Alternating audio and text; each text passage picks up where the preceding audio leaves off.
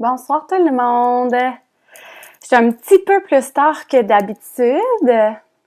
J'espère que je vais quand même avoir des amis. Je sais que certains d'entre vous m'ont envoyé un message parce que hier, j'ai pas fait de live. Je me suis comme un petit peu mélangée dans mes dates. Bref, je suis là ce soir. Je vais être là tout le reste de la semaine. Inquiétez-vous pas. J'ai mes belles épisodes de prévus et j'ai hâte de continuer à vous jaser. Donc là, j'étais un petit peu plus tard ce soir parce que j'avais ma game de hockey. Pour ceux qui savaient pas, j'ai commencé à jouer au hockey il y a quoi? Un mois peut-être?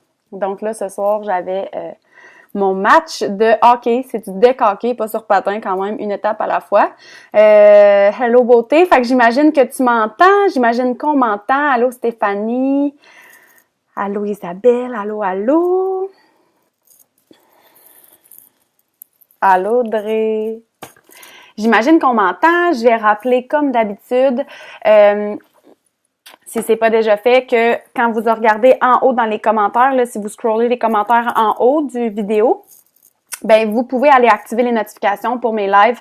Fait que si je suis pas trop assidue dans mes heures d'épisodes, même si quand même ça va là d'habitude, ben au moins vous aurez une petite notification pour savoir quand je suis live. Aussi, par mégarde, j'avais mon dernier vidéo, puis mon premier, c'était comme caché de mon timeline. Fait que je sais qu'il y a beaucoup de gens qui le cherchaient. Fait que mon épisode 1 et 4 sont de retour sur mon mur si vous les cherchez. Si jamais vous voulez aller les voir. Donc, ce soir, je vais commencer. J'ai des amis qui commencent à arriver tranquillement. Est-ce que je peux...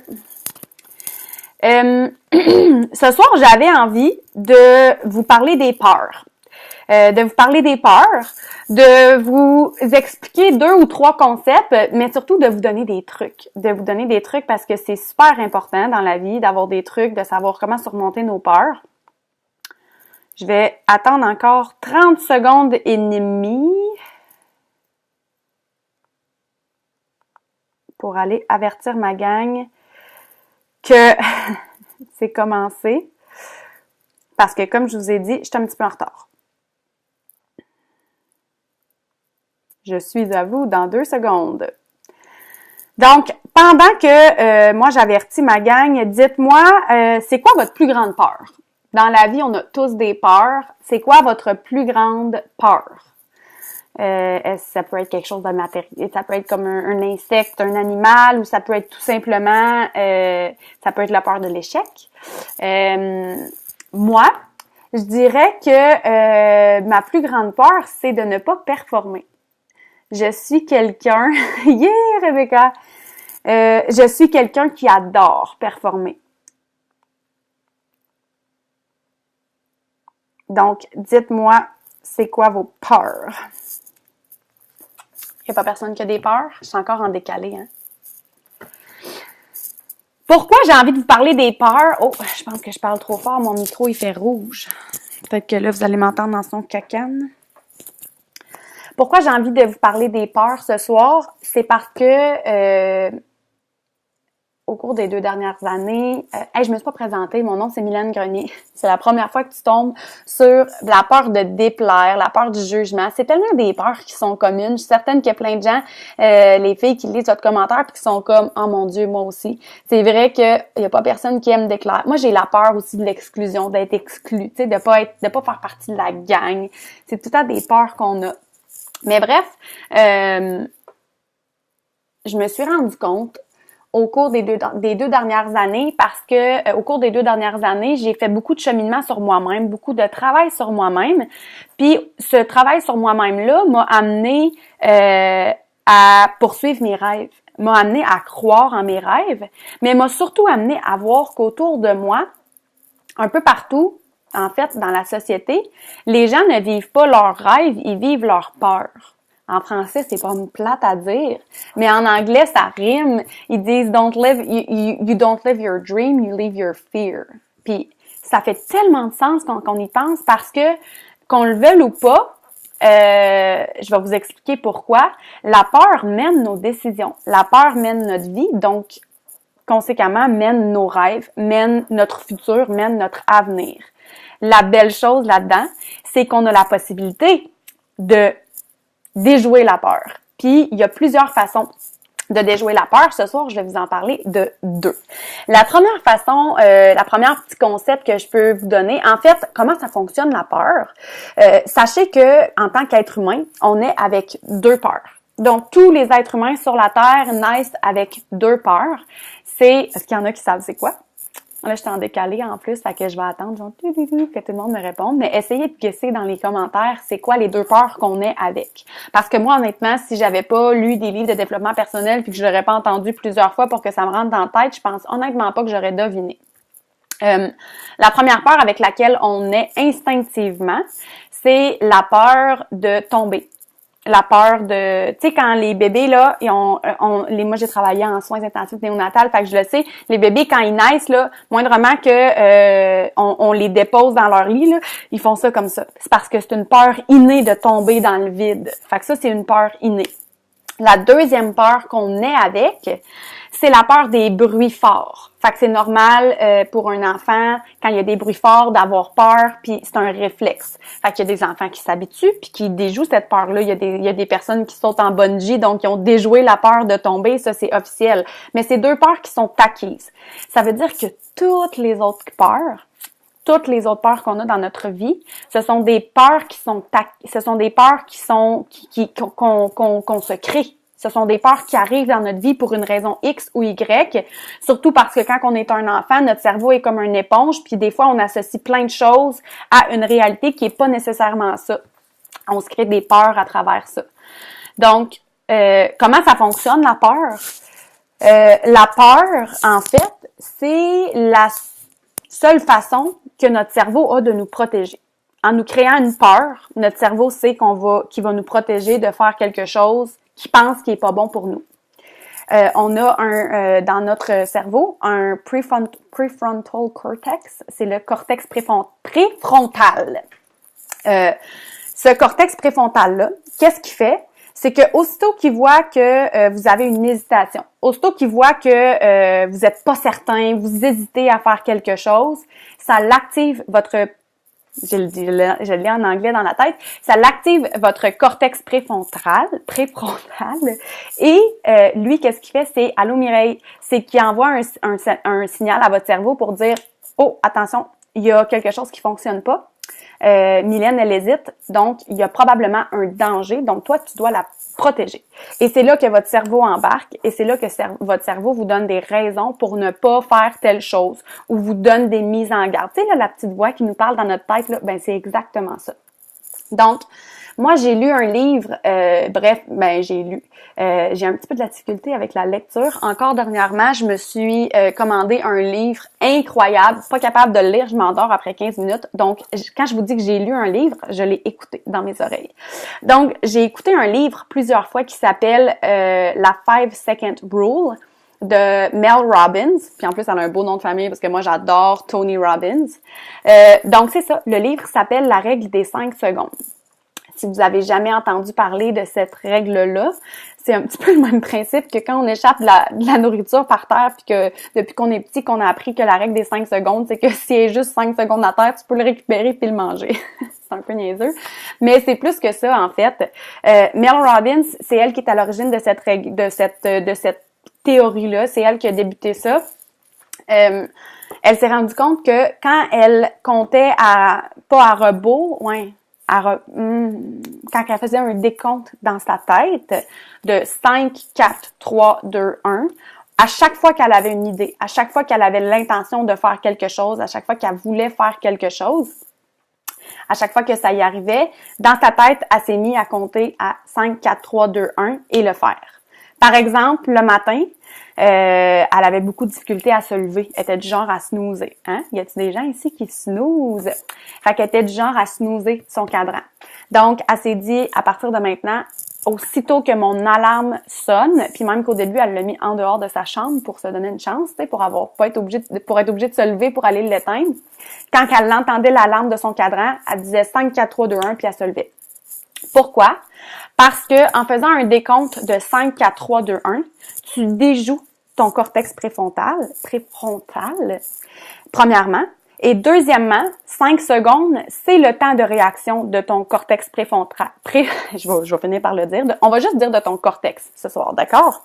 Donc, ce que ça veut dire que dans la vie, chaque fois qu'on a une idée, chaque fois qu'on a une envie de faire quelque chose, chaque fois qu'on a quelque chose qui nous passe par la tête, une opinion, peu importe qu'est-ce que c'est, une idée folle, on a 5 secondes pour que notre cortex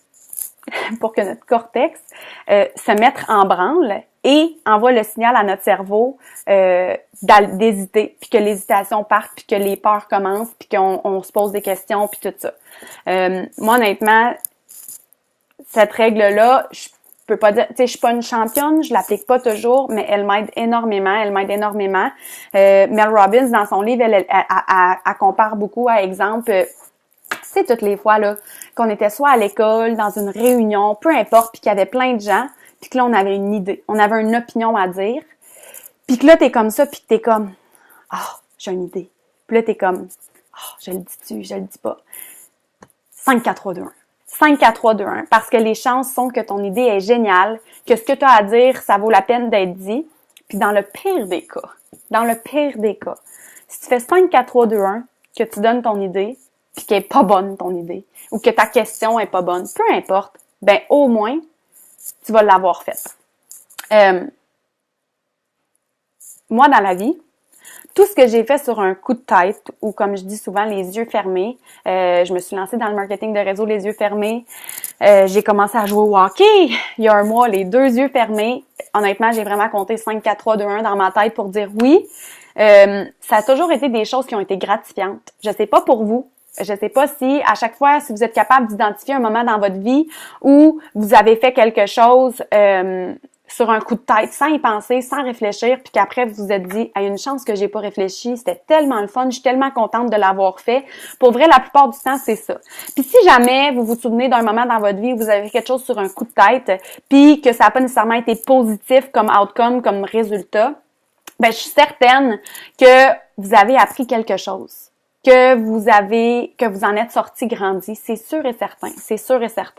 Dans la vie, selon moi, ça c'est ma petite théorie de la vie, dans n'importe quoi,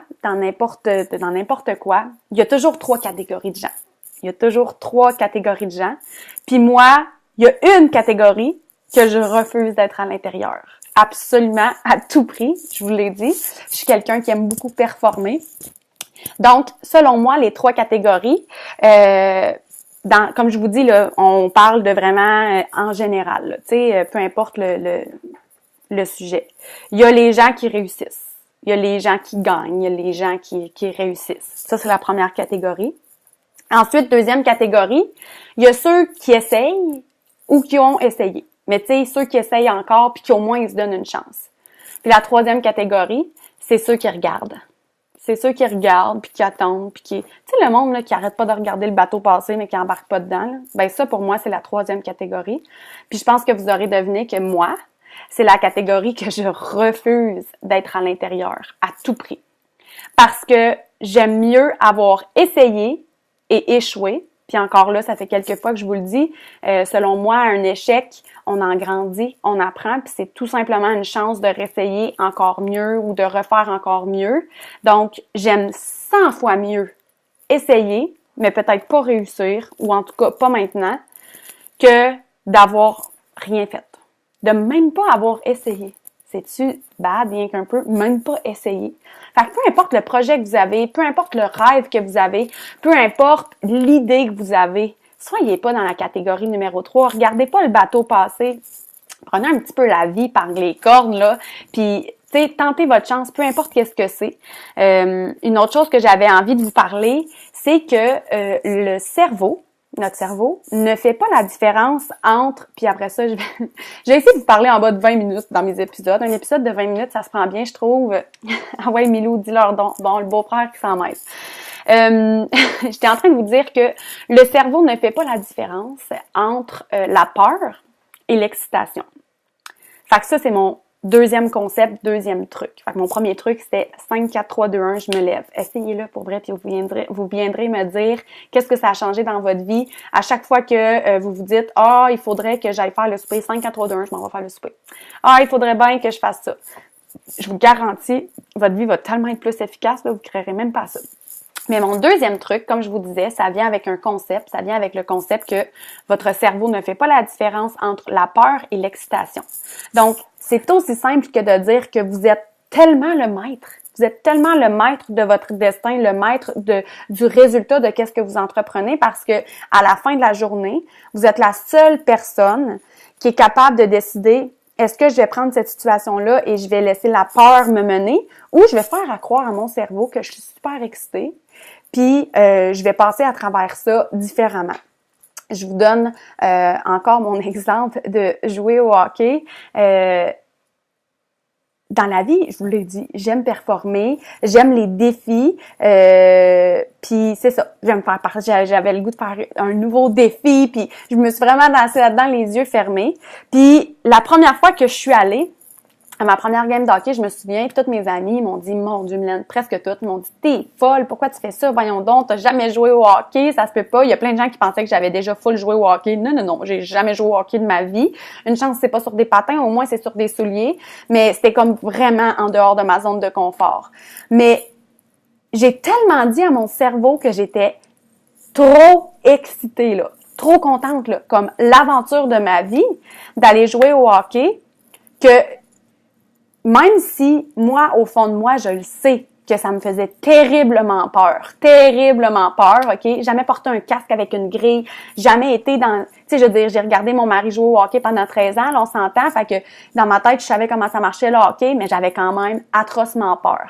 Mais j'ai eu comme une semaine et demie avant de commencer à jouer, je pense, ou une semaine. Puis j'ai tellement passé ma semaine à dire à mon cerveau à quel point j'étais excitée, puis à quel point ça allait être malade, que j'allais sortir de ma zone de confort, que ça allait me donner une heure par semaine à penser à rien d'autre que mettre la balle dans le but, puis faire des passes, puis me concentrer sur mon jeu.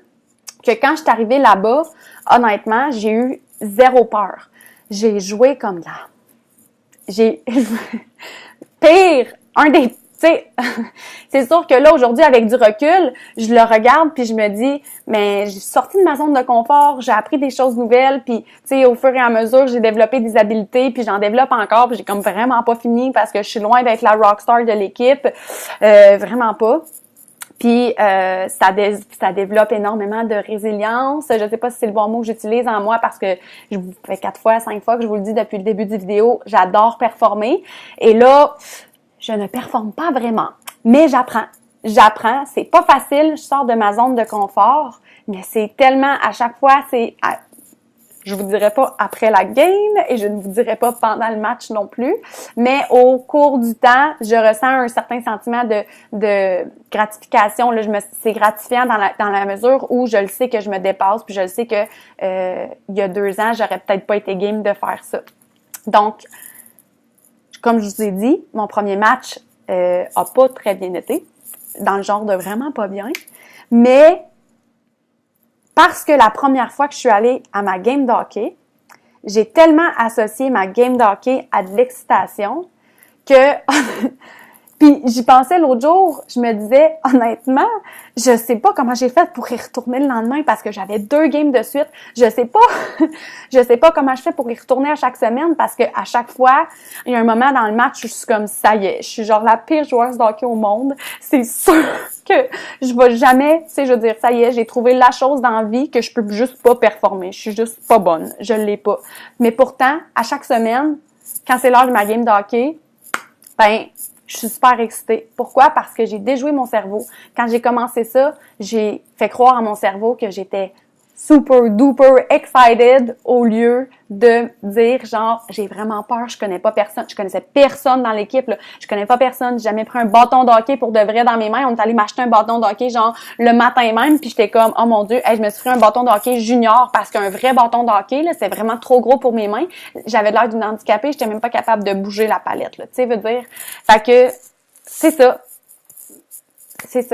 Fait que j'espère vraiment que mes petits trucs vont vous aider au cours des prochaines semaines à déjouer quelques peurs, à sortir de votre zone de confort, à faire quelque chose qui vous fait peur depuis longtemps ou surtout que vous hésitez parce que si ça fait un certain temps que vous avez un certain questionnement dans votre tête, que vous hésitez pour quelque chose, que ce soit en amour, professionnellement, personnellement, dites-vous que si vous hésitez, ben c'est probablement parce que vous devez le faire. Fait que vous devez arrêter de vous poser des questions, compter 5, 4, 3, 2, 1 dans votre tête ou faire à croire à votre cerveau que ce qui vous trotte dans la tête, ça va être la chose la plus merveilleuse qui va vous arriver dans votre vie. Puis juste go with the flow. Après ça, si ça fonctionne pas, ben au moins vous allez pouvoir vous dire que vous avez essayé. Au moins vous allez pouvoir vous dire que vous avez tenté votre chance. Puis vous vous direz jamais et si j'avais essayé, si qu'est-ce qui serait arrivé. Vous aurez aucun doute dans votre tête. Vous aurez aucun doute, mais surtout vous aurez aucun regret. Donc là, maintenant que je vous ai parlé des peurs et de comment les déjouer, c'est terminé pour ce soir, mais mes prochains épisodes qui vont suivre au cours de la semaine, vous le savez, moi je fais du marketing de réseau, donc là j'avais envie de vous parler plus général au niveau des peurs, fait que si vous voulez partager mon vidéo avec quelqu'un que vous connaissez qui a des peurs, go for it, ça serait génial, mais à partir de demain, je vais vous parler des peurs qui sont reliées au marketing de réseau. Des peurs qui sont souvent traduites par des excuses. Pourquoi je peux pas le faire ou pourquoi pas tout de suite. Toujours penser que demain va être la meilleure journée. Toutes les excuses qu'on peut entendre, que vous vous donnez en fait, mais que dans le fond, c'est juste une peur que vous cachez. Donc, je vais essayer de venir gratter ces petites peurs-là, puis peut-être vous aider à passer par-dessus. Fait que je vous souhaite une belle soirée et on se revoit demain avec mon sujet où est-ce que je vous l'ai dit, c'est l'épisode 6 demain. Épisode 4, je vous en avais parlé. Je vais vous parler de la peur que le marché soit saturé, ce qui est complètement ridicule pour moi. Mais bref, je vais aborder ce sujet-là. Donc, je vous souhaite une super belle soirée et on se revoit demain soir.